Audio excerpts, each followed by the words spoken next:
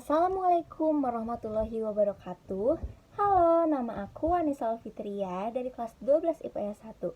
Di sini aku bakal ngejelasin analisis tentang masalah lebarnya jurang ketimpangan sosial ekonomi antar negara saat pandemi COVID-19.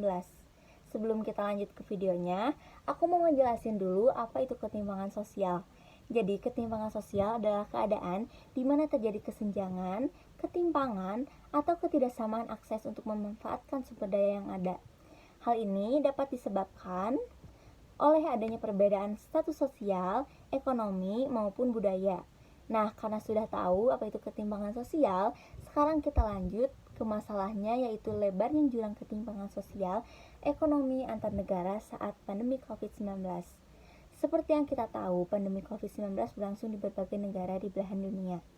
Tidak dipungkiri, dampak dan pandemi ini sangat merugikan banyak pihak masyarakat. Maka dari itu pemerintah melakukan berbagai upaya.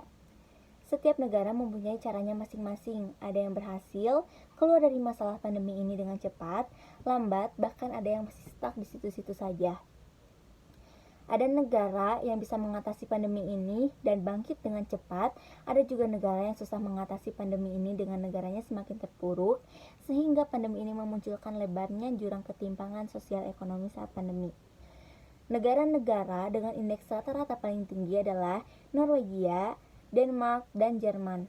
Negara-negara tersebut menempati peringkat pertama, kedua, dan ketiga secara berurutan. Norwegia menduduki peringkat teratas dalam aspek pemenuhan hak-hak pekerja, terutama sejak negara ini memotong pajak pendapatan dan pajak korporasi pada tahun 2000. Sementara itu, Denmark telah memberi peringatan pada korporasi bahwa mereka tak akan mendapat dana talangan atau bantuan pasca pandemi jika tidak membayar pajak. Jerman memiliki peringkat tinggi pada aspek pelayanan publik. Salah satu agenda politik di Jerman memang menerapkan pajak harta kekayaan lebih tinggi bagi orang-orang kaya untuk membiayai utang publik yang meningkat setelah krisis keuangan tahun 2008. Sementara itu, Norwegia hanya mencatat 15,5 ribu kasus per 12 Oktober. Rasio tes negara ini juga besar, yakni 209.840 per 1 juta penduduk. Catatan tambahan, jumlah penduduk Norwegia sekitar 5,4 juta jiwa. Namun, mengingat jumlah populasi kedua negara tak begitu besar, tak heran jika mereka memiliki respon yang cepat dan tepat sasaran dalam menangani pandemi.